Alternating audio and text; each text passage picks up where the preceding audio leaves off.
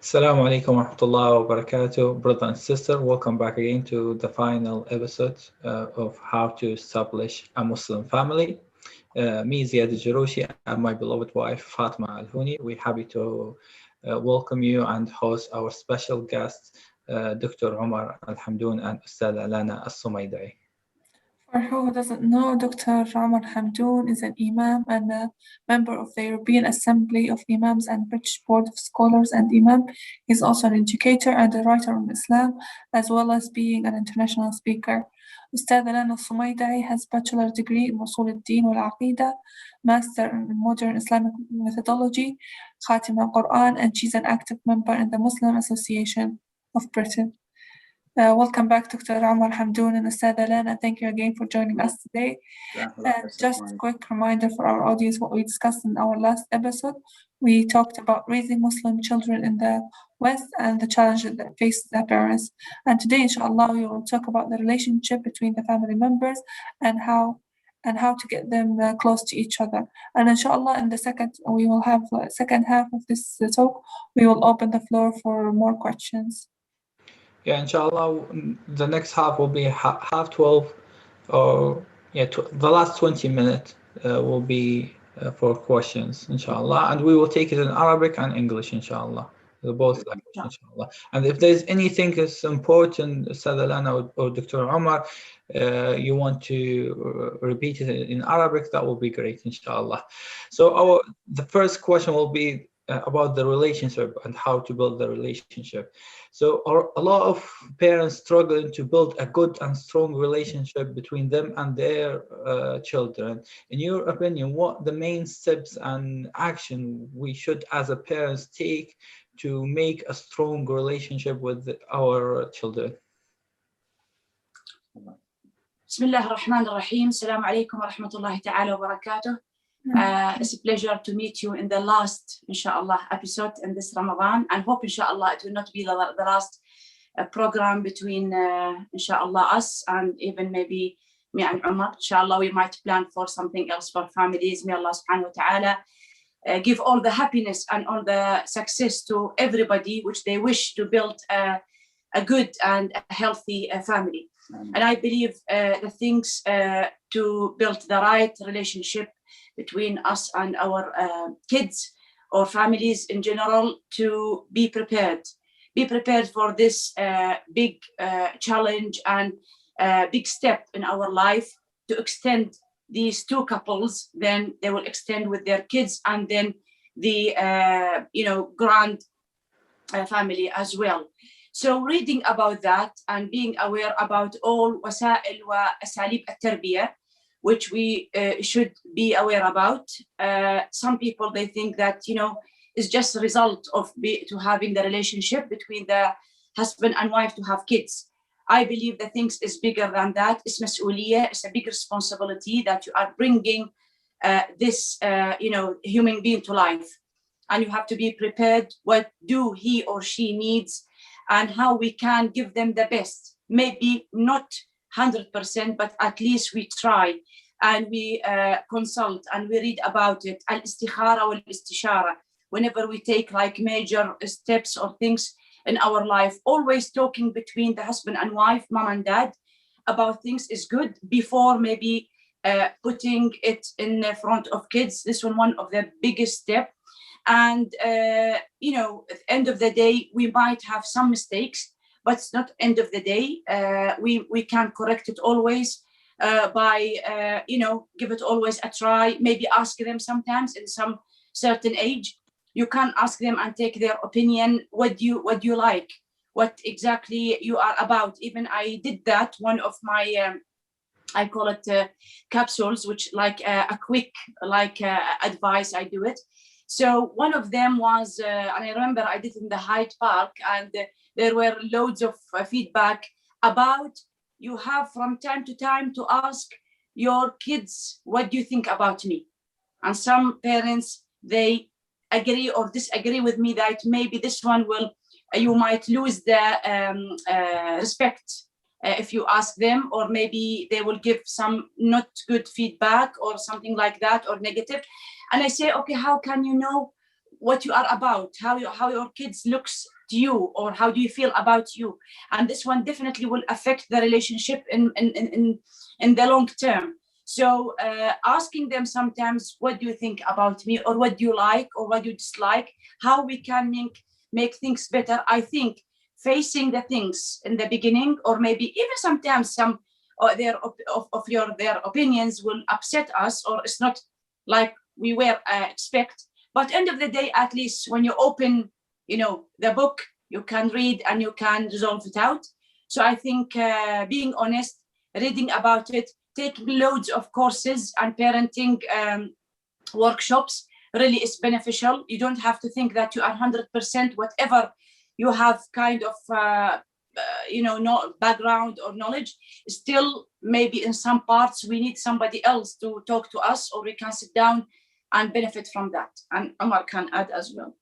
Yeah, I just continue where Alana stopped there, which is the whole aspect of continuous education.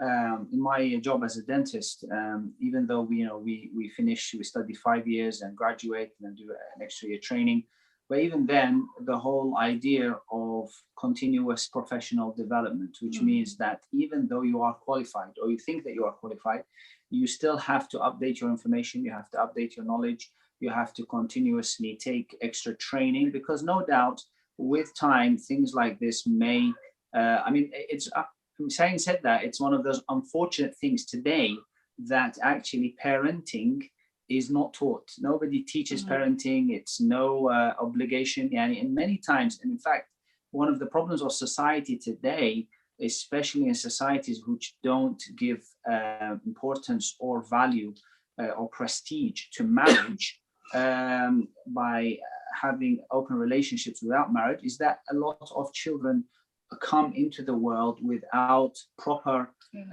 due attention, without planning, without focus. So all of a sudden, a child is brought into the world, or a woman, her partner might find that they are now expecting a child, and nobody has taught them how to be a parent, what are the skills that are needed, how to look after the child. And so you will automatically face a lot of issues. So it's important that any parent doesn't think that, I know best and I know what to do. No, go and learn, seek advice, seek help from others, because you will find that there are tips out there, there are suggestions, there are ways to do things.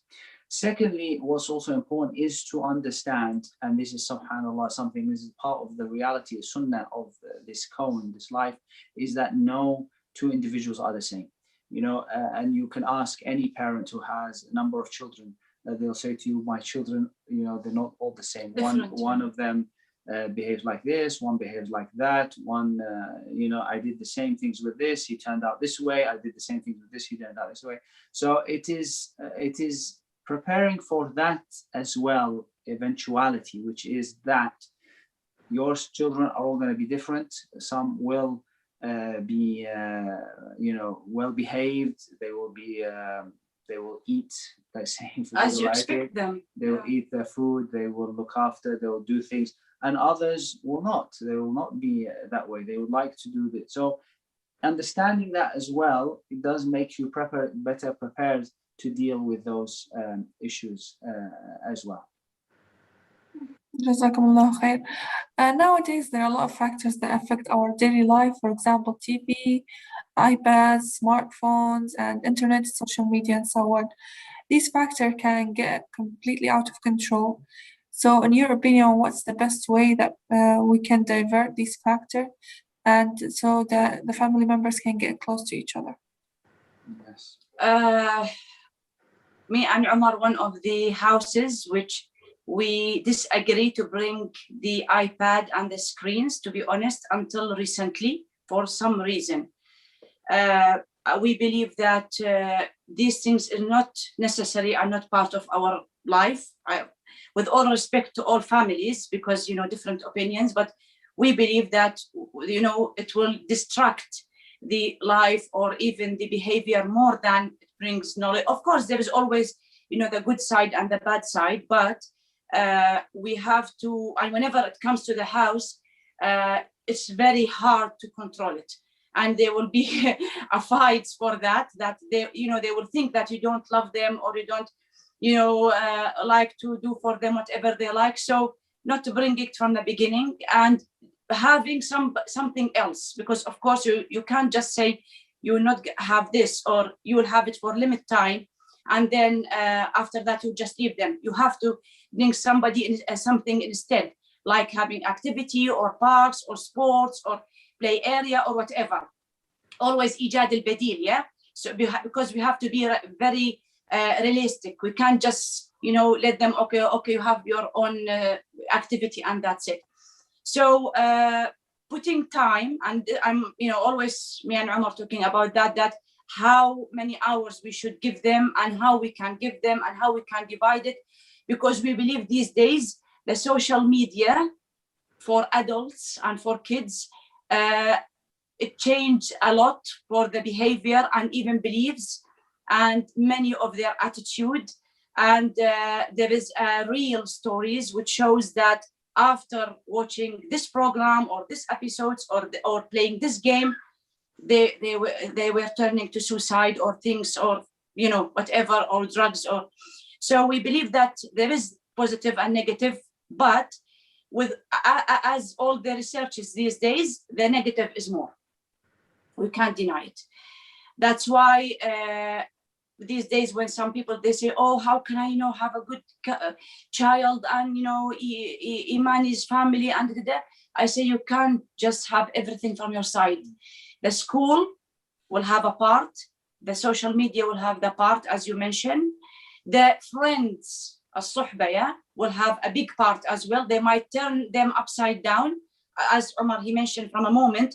You're giving your expectation, your sacrifice to them, it's not equal exactly how's the outcoming, and so on.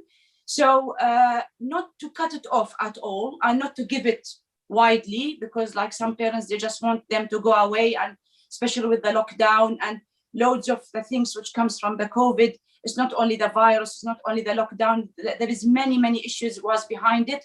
And one of these things, our kids was forced to study by online, and maybe while studying, going, for these things. That's why we call it الشبكة العنكبوتية, the net, because it's like spider. It started for something and then goes to other things. So really these days, and this one I mentioned in my book, the challenges for the أسرة, تحديات الأسرة, one of this وسائل التواصل, the social media, the computers, the iPads, the tablets, the phones. What is it? How we can know what is the right age to give the mobile to our kids?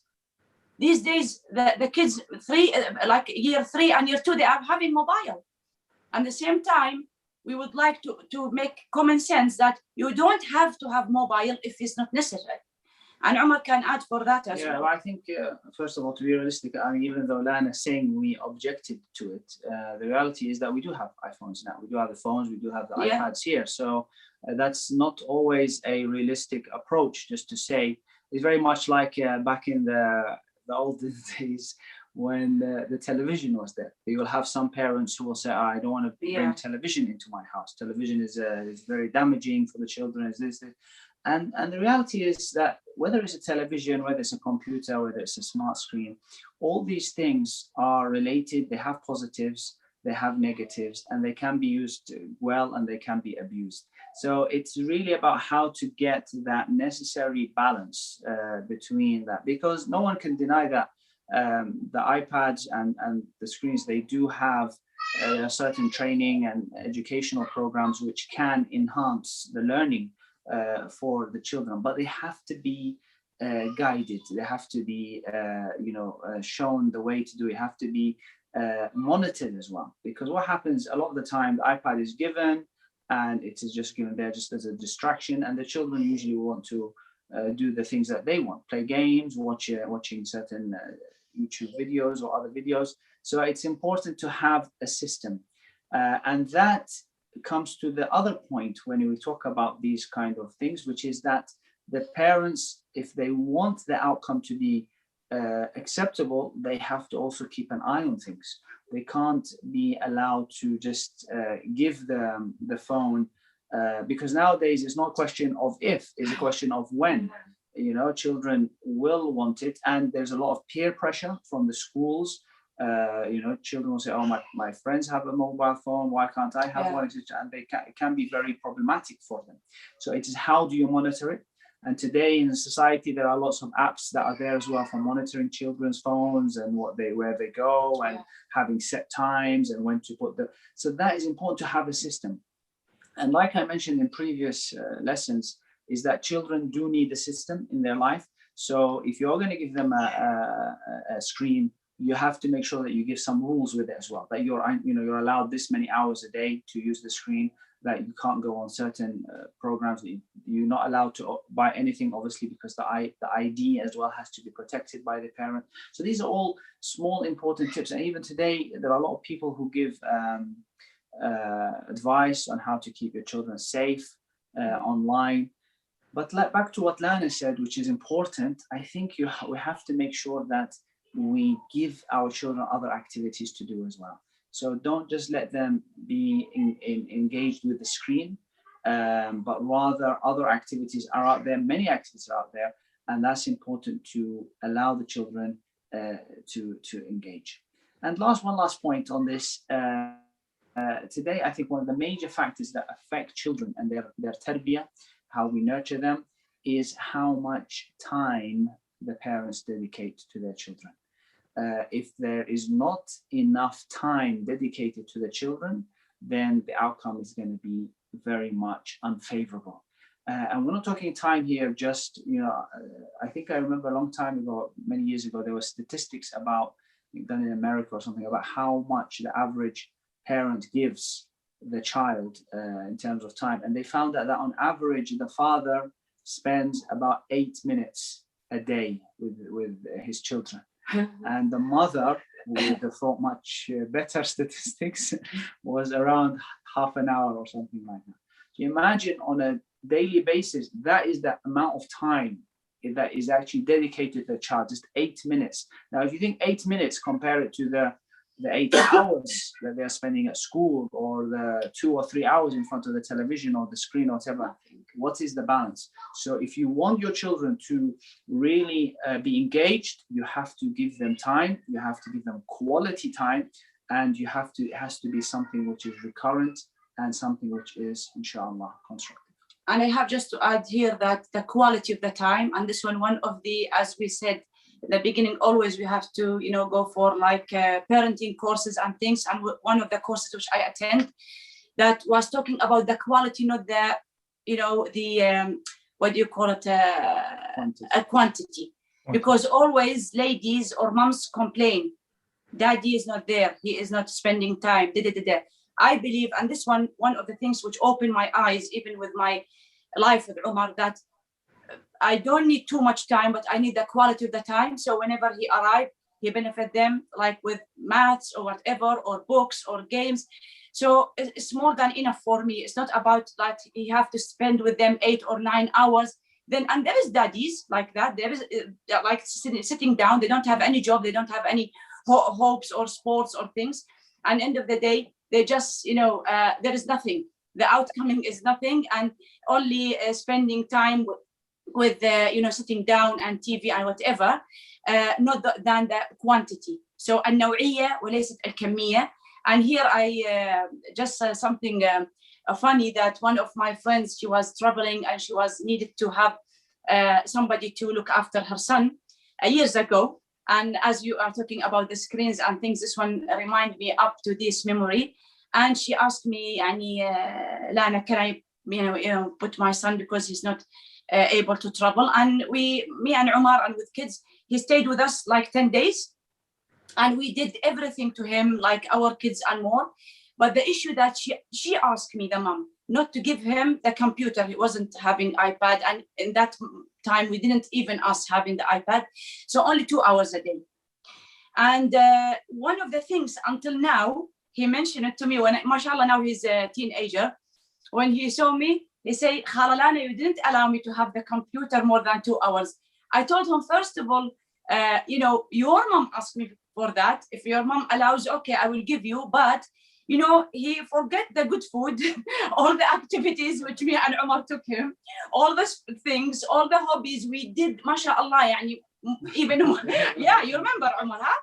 But then, subhanallah, at the end, he just remembered, yeah, and even later he say, Mama, please, if you want to leave me again, don't leave me with Khalalan and Omar because they will not allow me for computer. So look, how do they, subhanallah, it's unfortunate that people always remember the bad things. And he was obsessed to that because of the computer, no, I don't want, because they are very strict.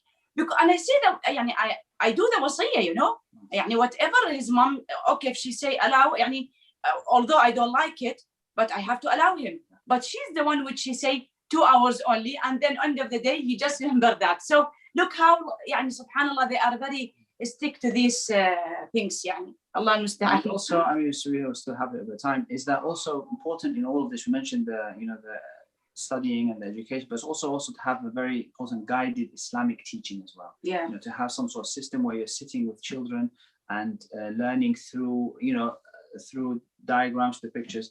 Recently, I'm part of a project which inshallah will be published soon. Inshallah. And this public project is called Riyadh al-Salihin lil-Atfal. So it's like a small collection of you can open and that shows it's basically done in Arabic when I translated it as well. So the idea is that in this book, it starts from even at the stage of kindergarten, and it's all a hadith of the Prophet ﷺ, but according to the level is a number of words. So the younger the level starts off with just like hadith with 2 words, 3 words. But you can see inside here, it's basically like, pictures and also a hadith.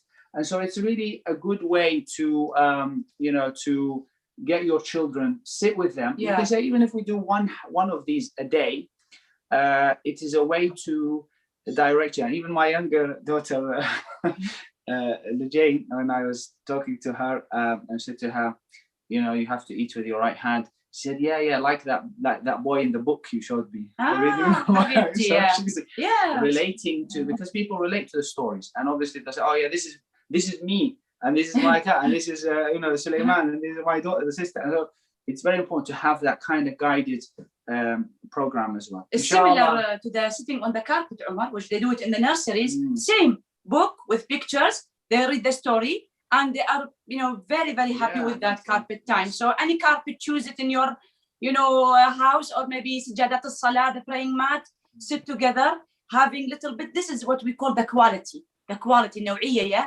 It's not maybe around 10 hours, even 10 minutes with good things, and manhajiyya, like these books, inshallah, which maybe we will have me and Omar project to maybe teach it online, or maybe give it, because as I'm teaching for adult Riyadh al-Salihin, Imam al-Nawawi, it's whole package of 7 books, mashallah. So inshallah we might go for this project, inshallah.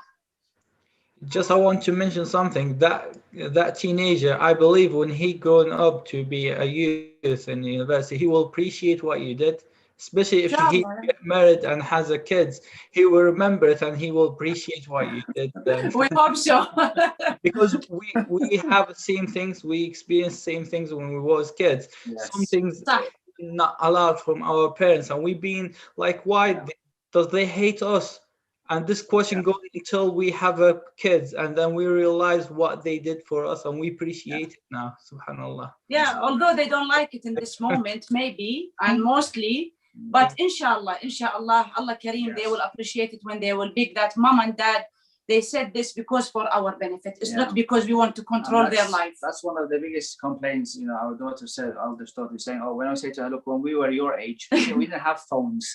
We didn't have this. Oh, I'm not living your time. I don't have to be a copy of you. Keep on telling me what you lived in your life, and I don't want to. But I'm saying to her, the point is not, I'm not saying to be like me or whatever, but I'm saying to you, we lived, we survived without a phone. We'd go outside the house, no phone, no nothing. I lived, at a time when I left my parents to study, and there was no telephone. We wouldn't sometimes communicate for maybe 2-3 weeks. And usually we used to write letters, and send them by post. And, we would really enjoy when we get a letter and you sit down. And you read it 10 times. But now that's all gone. The communication now has to be fast food communication and instant. So it can happen. We can do it. it's not that. And even when my daughter like goes out, I said, look, when I was young, I used to travel to central London by myself, you know, taking the bus and taking the underground. It's not like a big deal to, but sometimes people don't appreciate, you know, this change. They obviously, it's important to become realistic and live within the time that you're living, but at the same time, we have to, the children, like Ziad, you mentioned that the children, they don't appreciate until they are put in that situation. Later on, fast forward a few years to when they are parents themselves, they will remember everything there. SubhanAllah. So, Dr. Omar and Sada Lana, can you give us some specific activities that maybe is good for parents to share with their children? In the same time, the children can have some benefit from this activity, like being independent, having adding some knowledge, or any other skills that they can get from these activities. We started the activities before having kids, me and Omar.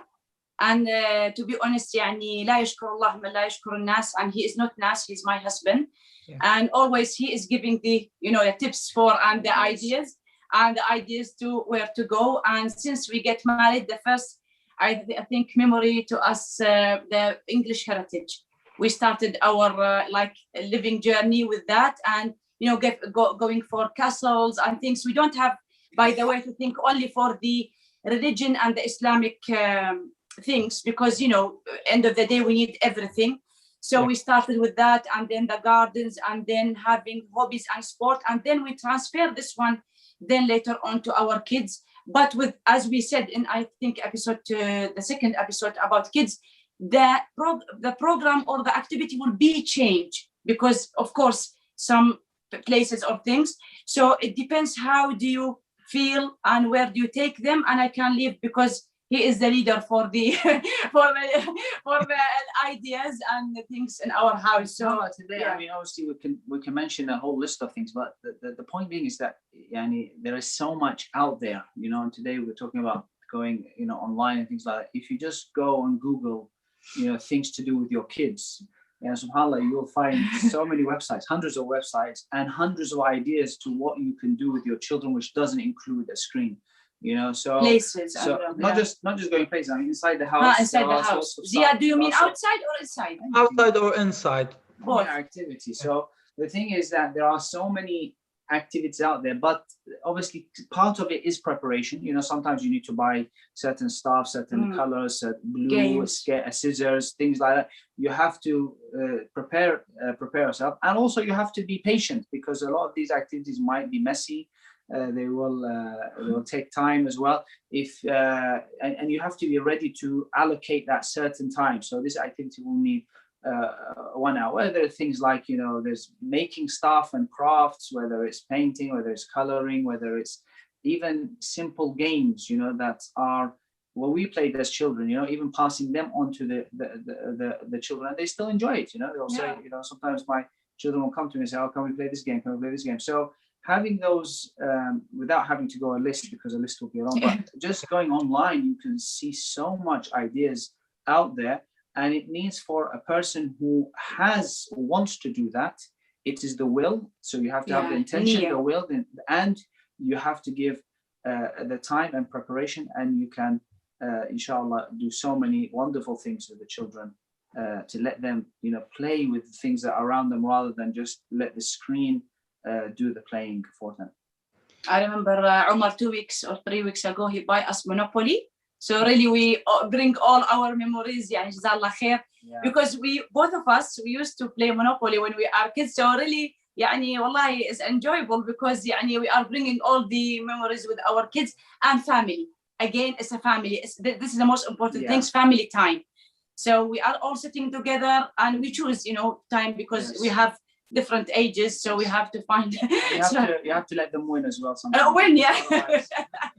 Like if I win every time, it doesn't become enjoyable. Exactly. Yeah.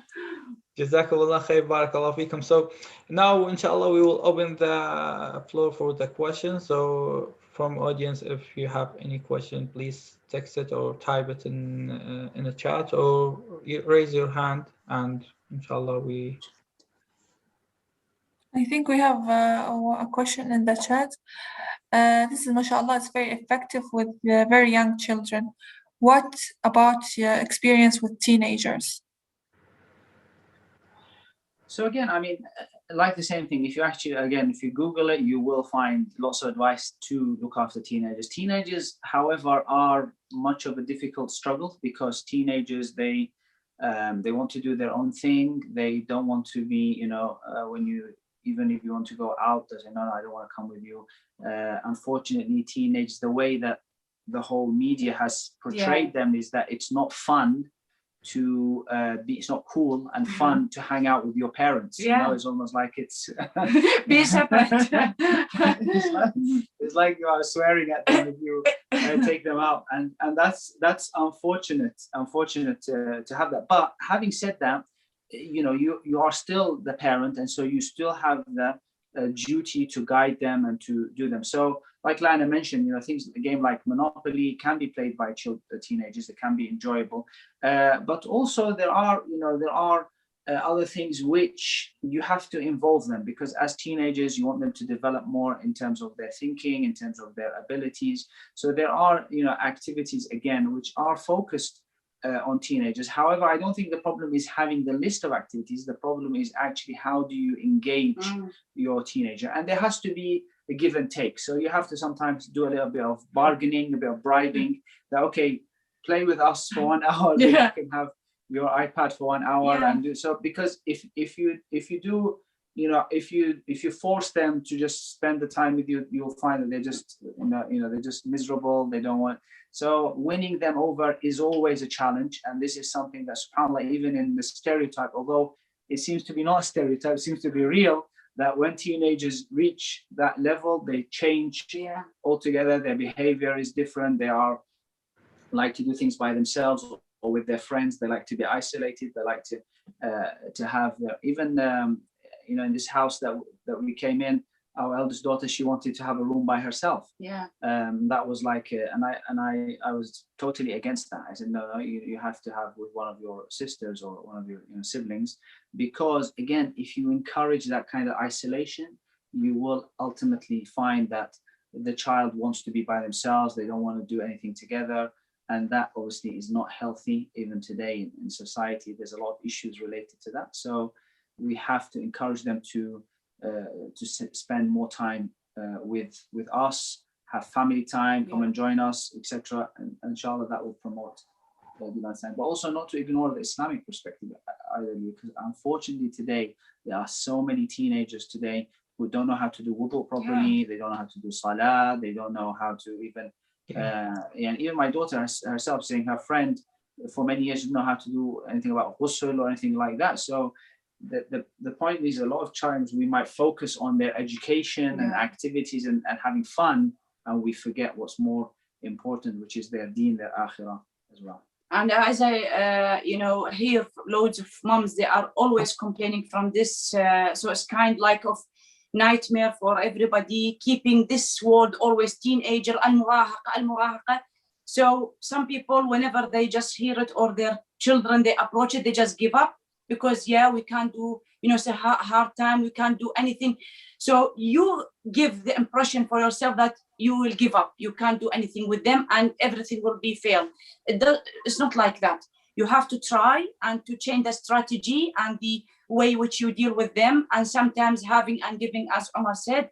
And always, be what we can say, like your mindset, be with them, be modern, try to see how things is going around, not just to live with your age or with your, how do you live.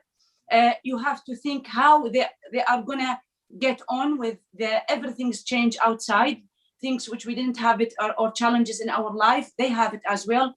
So this word, we didn't find it in the Sunnah, we didn't find it in the Ahadith. We saw Osama bin Zaid, he guided a big jaysh in that period of time, and he was only 17 years old. This is a teenager, and our teenagers as well now, they can't even get a responsibility for their bedroom.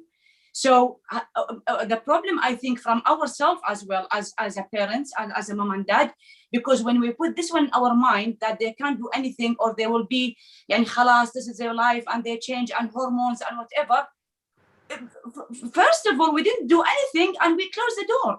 You didn't even give it a try. You didn't even try to put sometimes some pressure on yourself or some of them.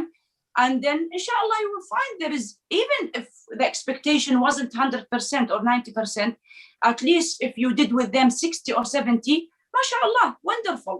So I think the things is from our feeling and mindset, and then it comes to them as well. Jazakallah khair. We have another question. Mashallah, good advice. What advice can you give to raise a teenager in Islam? I think that's the same question. The same which Omar mentioned. Yeah, I believe it's the same question. So, because as you know, Dr. Omar Hamdoun, all the parents find the struggle with the children when they come in teenager. Yeah, صح, yeah. Yeah, most of the time they are in the house. They doesn't have. They're not going outside. They're not doing a lot of activities. But when they be teenager, the kids trying to be more independent, more have a private life, and it's hard or the family struggling, the parents struggling to be involved in this life, and they trying to teach him Islam, but as we say, sometimes it's too late to give him any advice, or too late to hear from you or from his parents. Yeah. I would say, Ziad, it's never late. It's never late. Always there is things we can take it and we can repair it and we can work on it. Of course, what we call the right things to start from the young age, because but then let's say even talking a little bit in Arabic, because some people, to be fair enough, أحيانا نحن ربما نهمل مرحلة معينة، لكن ليس هناك وقت معين نستطيع أن نقول أنه متأخر. دائما هناك أشياء نستطيع أن نصححها وأن نلحق بها وأن ننقذ ما يمكن إنقاذه، سواء دينيا أو ثقافيا أو علميا. القضية تنبع من الوالدين أنفسهم حينما يريدون بالفعل، هل هم يريدون فقط عفوا من هذه الكلمة تأكيل والتشريب كالدواب، أم هم يريدون بالفعل أن ينتجوا أسرة وينتجوا أعضاء نافعين للمجتمع دينيا وثقافيا وعلميا وما إلى ذلك. قضية أنا دائما أقولها للأمهات، قضية العناية والرعاية الكل يستطيعها، حتى أجلكم الله القطط وترعى ترضع وتؤكل وتمسح لكن قضية التربية ليس الكل يحسنها. فالقضية هنا إن نحن في تحدي كبير، إحنا الآن ما نجي ننكر هذا الكلام، والأمر بصعوبة، لا تظنون أبدا أن أنا وعمر الأمور ما شاء الله 100% في صعوبة في أمور، وأحيانا نقعد أنا وياه نتكلم مع بعض، وأحيانا هو يتخذ بعض الأمور خلص هو يحسمها، وطبعا هذا شيء جيد إنه يكون أيضا للأب قيادة وللأب كلمة، والأم أيضا تحترم وتسمع هذه الكلمة، مو تجي تكسر كلام الأب، خاصة حينما يترك المنزل. لما بابا يقول كلمة انتهى. ولذلك أحيانا بعض الأولاد، وهذا طبعا وارد جدا، طيب إن بابا طلع أو بابا راح، لا، بابا راح الكلمة نفسها تمشي وتستمر. ولذلك القضية من كل الأطراف. زيادة على ذلك أحيانا هناك أوقات يجب أن لا تعتمد على ابنك أو بنتك إنه هو يستجيب، أنت تسحبه، أنت تجيبه، أنت تصادقه، أنت تصاحبه، أنت تجي تحضنه، أنت تجي تبوسه، أنت تجي تناديهم تعالوا اشربوا مثلا ميلك شيك، تعالوا نسوي مثلا لايك فروت سالاد، تعالوا تشغلهم، حركهم، طلعهم من الغرف. مثل وحدة من النكات قالوا كيف تريد أولادك يجتمعون عندك على طول هكذا بلحظة واحدة؟ بس أطفي الواي فاي، كله ينزل ويطلع من الغرف ويتجمعون عندك. بس أطفي الواي فاي، switch the Wi-Fi off, everybody will comes out from their room and they will. لأن هذه فأنت أحيانا، وبالفعل أنا كم مرة سويناها أنا وعمر، على سبيل ممكن الدعابة أو على سبيل تستخدم عدة سبل الدعاء. الحقيقة نحن لا شيء بكل أفكارنا وكل جوجل وكل الأمور بدون ما ندعي، خاصة في هذه الليالي الفضيلة، ولم يتبقى منها الكثير، ولكن بإذن الله فيها فضل عظيم جدا، أننا الله سبحانه وتعالى يهب لنا من أزواجنا وذرياتنا قرة أعين ويجعلنا للمتقين إماما. نحن نستعين ونخرج من حولنا وقوتنا إلى حول الله وقوته. لأن بالفعل أحيانا توصل مرحلة تعجز شو تسوي ويا التين ايجر أو المراهق أو الطفل أو ما إلى ذلك. يبقى قول الله سبحانه وتعالى وكان أبوهما صالحا. والله الآخر يعني حتى هذا الدعاء يعني هو دعاء إبراهيم عليه السلام. يعني إبراهيم وهو النبي وهو الذي من أولي العزم من الرسل، وهو يدعو رب اجعلني مقيم الصلاة ومن ذريتي. فإذا يعني حتى مع الأنبياء وحتى مع الصالحين قد يجد الصعوبة مع أولادهم. And we find in reading the history, we find that not all the parents were able to convince their children to take a certain lifestyle. Nuh alayhi salam's son did not believe in him, and there were the children who rebelled against their father. They didn't have the same akhlaq. And that's why the ulama in the past, they said that al-adabu min al-aba was-salahu min Allah. But at the end of the day, you as a parent have to give them the adab, you have to give them the training, you have to give them the teaching, you have to teach them what's good manners, what's good behavior. But whether they will follow this is going to be according to Allah subhanahu wa ta'ala. فَإِنَّكَ لَا تَهْدِي مَنْ أَحْبَبْتَ وَلَكِنَّ اللَّهَ يَهْدِي مَنْ يَشَاءُ. So you do your best, you put in the time, do the preparations, try to use different approaches with your children. And one thing that I did with my daughter is that I sat her down in a very, because she's now 13 going on to 14, sat her down very openly and said to her, look, let me explain to you a few things about life. And just explain to her very basically two aspects. One, obviously the dunya, and the other aspect is the akhirah. End of the day, the dunya, if you want to be successful in this life, we've known that people who are successful in life are people who have done well in their education, they have studied, they have learned, they have got a good career, and that has helped them to build their life. And what is most important is this period of before the GCSE and GCSE. That will formulate the whole of your life. If you don't get good GCSEs, you might not get into A levels. And even when you come to university, they look at your GCSE results before they look at your lots of things. So if you do not put in the effort, you are effectively going to be causing a lot of issues for you down the line. Secondly, in terms of the akhirah, end of the day, as humans, we want to get to the next life. We want to enter al-Jannah. This is where it will be our absolute success. So if you want to get the Jannah, you have to put in the effort now. You have to reduce your ma'asi and sayyat. You have to do more good deeds. And that is the way. It's as simple as that.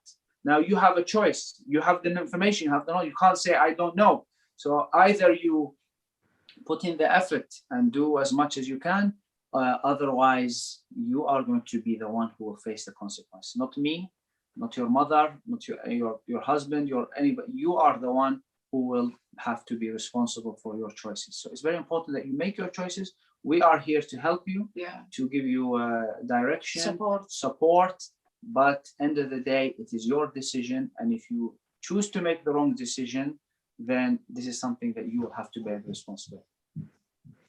Jazakallah khair. So we have another question. What is the difference between raising up the boys and girls? And what's your recommendation? So what the difference between raising a boy or raising a girl? يعني تربية الأولاد والبنات. شو الاختلاف بينهم يعني سواء البنات والأولاد؟ هل في اختلاف في تربيتهم؟ Definitely. And as I talk always to mummies and my students, boys is more hard from side because the issue that in certain age they will be out for football, for groups, for whatever. You can't control it more like the girls, because the girls, Allah musta'an, yani these days even the girls, they would like to even go and leave and take the train and whatever with their groups. But we say mostly yani the boys, because he say, mama, come on, I'm a boy and I'm a man and whatever. And even the fighting like with the sibling, loads of families which they are all boys, or there is two boys after others, is more this, building the good relationship between the sibling. So I find this one from a side. From the other side, the girls, because the challenge is because they want to use makeup, they want to wear hijab or no, they want to. So there is different challenges for boys and for girls, and you have to be always prepared for both. there is things in general, both of them, they share it, يعني, but there is some يعني, things which little bit goes to the boys more than the girls, and the opposite way. We can't say growing up with girls is less pressure, because you will find things which يعني, is very sensitive for the girl more than the boy, and the opposite way as well. If you say, oh, okay, يعني, boys maybe will be easier and guide them, and they don't have like things which the girls have, it will be no, the gangs, the problems, the drug, the vaping, all this, you know, more goes to boys than girls. Yeah. Yeah, I think today, and especially in the West, the differences in terms of, or the real differences, is probably very minimal. And that's why it's very important to focus, as Lana mentioned, on the general things, the general principles. If you treat your children right from a young age, from a small age, that you are giving them the important principles of life and the deen, and understanding how to be aware of Allah subhanahu wa ta'ala, being conscious that Allah is this, loving the Prophet sallallahu alaihi wasallam, loving Islam, giving them the essential aspects in which is very important to them. This is something that we need to focus on, which is even the belief in Allah. You know, today the children are under attack by this very, very militant form of atheism, which is trying to strip people of even the belief in the Creator. I was laughing the other day when I heard that they're having elections in Northern Ireland for the new DUP leader. And they were saying that because what the woman who was there, she stepped down, and now they're looking at the next one. And with even on the news, they're saying, "Oh yes, this guy. One of his issues is that he's a creationist, which means that he believes in the creation, which is like, and this is like a negative point. How can, لا مو مفخر بالعكس yeah. So how can he be standing, and he is somebody who doesn't believe in evolution? He believes that God created us. This is this is how they are. So they are viewing and making people view. It's like, you know, it's like an informal way of bullying, really. That if you do believe in a creation, you are actually substandard. You know, you are somebody who's just living in airy fairy land. You don't believe in science or anything like that. So the point being, anyway, is that our children today need that security, that protection, that guard, because they are under attack from atheism. And so if you don't treat your children from a very young age, giving them the important principles of thinking about Allah, you know, pointing them, showing them, you know, simple things in nature, about space, and pointing them to Creator, to give them those solid anchors in their life, that is what's going to matter. And that's not going to differ between boys and girls. If they have their iman and their belief in Allah subhanahu wa ta'ala, for the woman, she will wear her hijab. For the boy, he's going to lower his gaze. For everybody's going to behave accordingly. But if they don't have that foundation, whether they are a boy or the girl, they're going to cause you issues. And it remains that you have to do what you can, and Allah subhanahu wa ta'ala will guide them, inshallah. And even the things which we are, the big challenges which are approaching all of us in the Western, the sex education and what related to it, and the atheists, and loads of things which doesn't matter either you have boy or girl. End of the day, the challenge is all of us, we are facing, either we choose it or not, and we are forced to follow some certain things or curriculums because whatever the schools or the university or even the society, they are trying always to make it easy and to be acceptable, and we have to accept or respect or whatever. So subhanallah, loads of challenges is coming up year by year. So this is what we say at dua, and then working for all the reasons and the asbab. And when the children and the kids, they saw their mom and dad is one point in they are uni, they are in the same mindset. Mommy respect daddy respect mommy as well. This one definitely will, inshallah, surrounded them with loads of peace, and it will save them. But the broken relationship, or sometimes having loads of problems or things, definitely it will affect. And this one, from the reality, it's not because we are, and this one I know sometimes it's not our choice to have like a single mom or single dad or separated, but we have to think 1,000 times, you know, my respected brothers and sisters, before you take this decision. If I'm going to take it, what is the outcome, and what is the result? You have to look how your kids will be growing. Is it worth it? For like sometimes silly reason, some ladies, they give it, or some even males or females. So these things, when you ask, how can I build a good family? And this one was our blessed, alhamdulillah, 4 episodes, which today will be the last one. It need a sacrifice. It need to face the challenge. It need, you have the right niyyah, يريد إصلاحها يوفق الله بينهما. When you want this islah, Allah subhanahu wa ta'ala will give the salah and the hidayah for the whole family. And not that, the lovely things, you spread it to others. Because end of the day, the society is like bricks. Our family is a brick, your family is the other brick, and so on. So that's why we, inshallah, we can build a good, let's say, society and community. Jazakumullah khair, barakallahu feekum. Just for 2 minutes, as you mentioned, Said Alana and Dr. Omar, there's common issues and challenging, like drugs, gangs, identity for British Muslim children. So these common issues, what the role that community should take for helping parents in these issues in a few minutes, because we don't have much time. Yalla, 1 minute for Omar, 1 minute for me.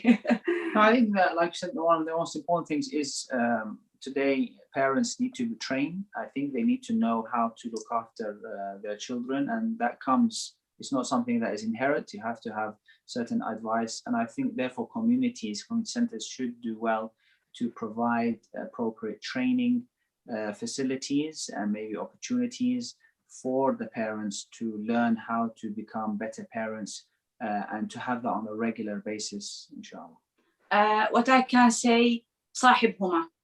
I think not always to be mom and dad. Sometimes you have to take the role to be friends with them and to be in their, you know, thinking, their games, their toys, friends. سؤال شنو دور المجتمع في المجتمع المجتمع في مساعدة الآباء.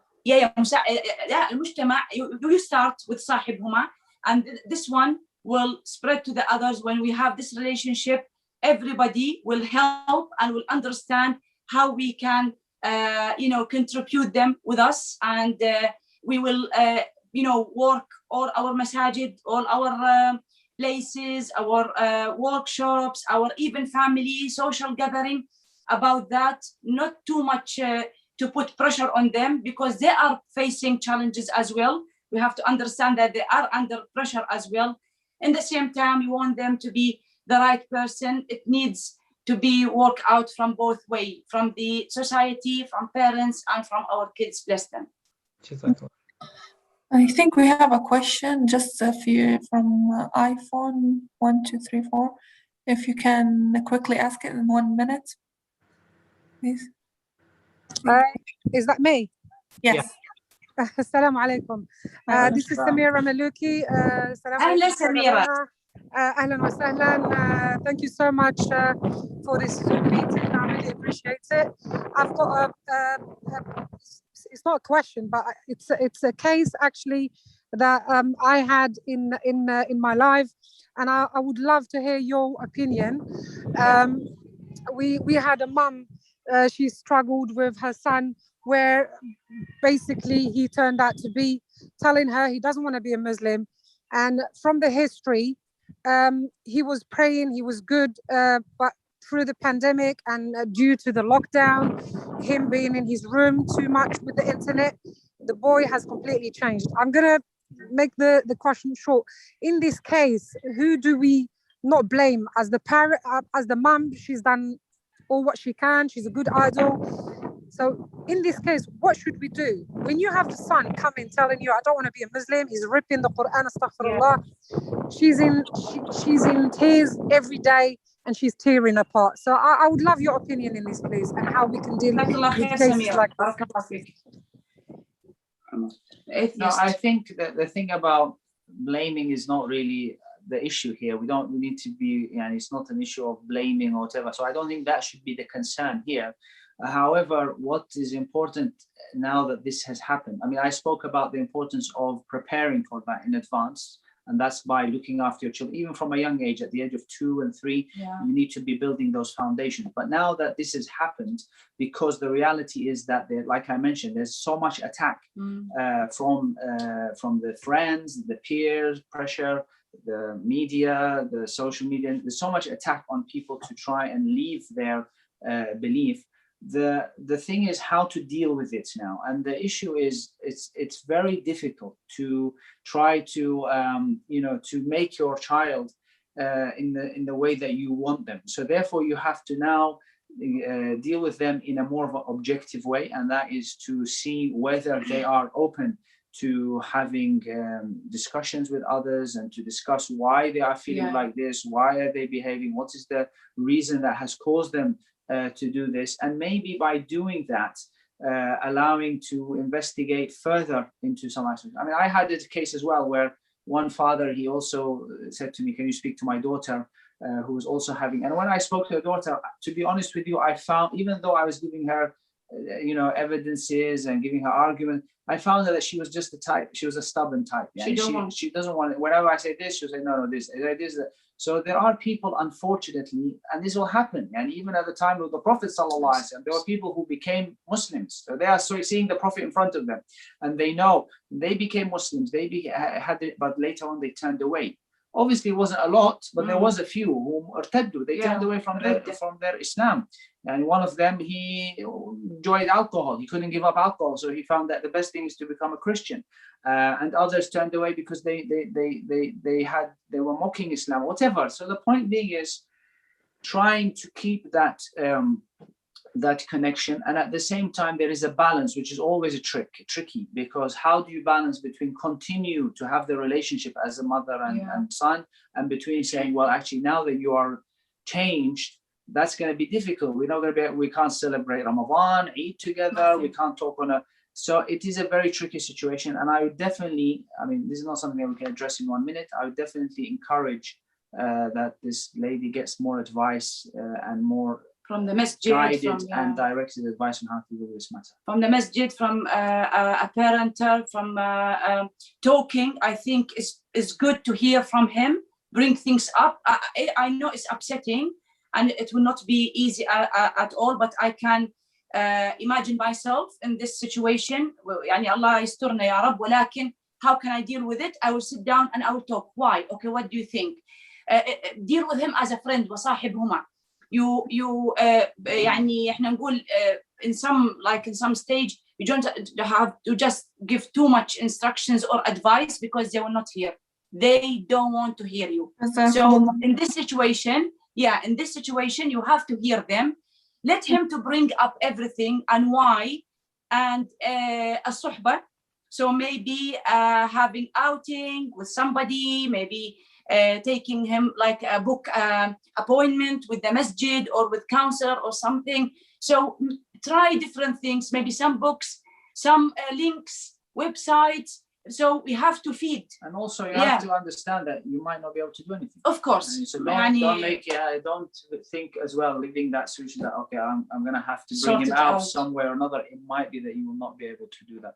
And so that's also important to prepare you for that kind of reality. You try your best, do your best, but at the same time, don't cut off the links with him or her, and try to keep them in contact, because that's the worst thing that can happen. Is now that he's turned away, he starts to, then you completely leave him to the shayateen out there, who might influence him more, cause him more problems. And that's not just about whether he is a Muslim or not, even with other things, like, how many Muslims today go towards gangs, or how many Muslims go to have other issues. How many daughters go and marry somebody that their parents, they marry a Muslim, but their parents don't agree to this marriage, and then they'll say, khalas, we don't want to know you anymore because you married without our permission, etc. And lots of issues can happen by this cutting off. So it's important to keep the relationship. This is my advice. Separate between you or mom, and you will still love him, and he will still your boy. And because he did this mistake, so deal with the mistake itself. I know it's a big challenge. It's not easy to separate your heart or your feeling, but not to lose all the game. At least keeping the relationship. He is still in your house. Don't kick him out. Don't tell him if you not be like that, you are not my son anymore. So these, scenarios and things, don't do it at all, because otherwise you lose everything. So keeping at least 40-60% is better than nothing. Wallahu musta'an. May Allah help her and guide her for the better way, inshallah. Jazakumullah khair, Dr. Omar and Ustadh Elena, and thank you so much for your valuable advice and for your time during this blessed month. And I'd like to thank the audience for continuing to attend these workshops, and hope that they learn something that can help them in this dunya and in the akhirah, inshallah. Jazakumullah. If you have any last word or anything you want to add? I just would like to thank you for this great idea, which many people, they message me that they love it. Husband and wife with husband and wife, and and sharing the والله جزاكم الله خير يعني may Allah يعني يجعلها في ميزان أعمالكم. فكرة جميلة ورائدة كانت. So ما شاء الله, الله يفتح عليكم, and we thank you very much to give us this opportunity and time, maybe to pass little bit of the shine and the sun to others, and give the hope. And inshallah, we will hope to have many programs in the future. Why not, inshallah? I reiterate what she says, and jazakumullah khair. Taqabbalallah minkum. inshallah. Barakallahu feekum, inshallah. في أمان الله جميعا إن شاء الله. السلام عليكم. بارك الله فيكم. والسلام عليكم ورحمة الله وبركاته.